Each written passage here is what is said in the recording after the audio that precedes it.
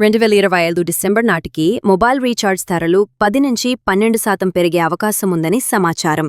ఈ ధరల పెంపును విశ్లేషిస్తే ధరల పెంపు కారణాలు 2024 జూలైలో ఇప్పటికే టారిఫ్లు పెరిగినప్పటికీ 5G సేవల విస్తరణ మరియు కొత్త సాంకేతికతల అమలు కారణంగా మరోసారి ధరలు పెంచాలని టెలికాం సంస్థలు భావిస్తున్నాయి.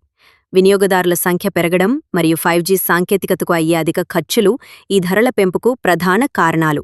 ప్రభావం వినియోగదారులపై భారం ధరల పెరుగుదల వల్ల సామాన్య వినియోగదారులు, ముఖ్యంగా మధ్యతరగతి మరియు తక్కువ ఆదాయ వర్గాల వారిపై ఆర్థిక భారం పెరుగుతుంది. ప్లాన్ల మార్పు బేస్ ప్లాన్ల కంటే మధ్య మరియు హై ఎండ్ ప్లాన్లపై దృష్టి పెరగవచ్చు. దీనివల్ల వినియోగదారులు ఖరీదైన ప్లాన్లని ఎంచుకోవాల్సి రావచ్చు. మార్కెట్ పోటీ ప్రముఖ టెలికాం సంస్థల మధ్య పోటీ ఉన్నప్పటికీ 10-12% ధరల పెంపు అన్ని సంస్థలు ఏకకాలంలో అమలు చేయవచ్చు. ఫలితంగా వినియోగదారులకు ఎంపికలు తగ్గే అవకాశముంది. సమయం మరియు పరిధి ఈ ధరల పెంపు 2025 చివరి నాటికి అమలులోకి వచ్చే అవకాశముంది. ఇది నెలవారీ రీఛార్జ్ ప్లాన్లతో పాటు డేటా మరియు కాలింగ్ ప్లాన్లను కూడా ప్రభావితం చేస్తుంది.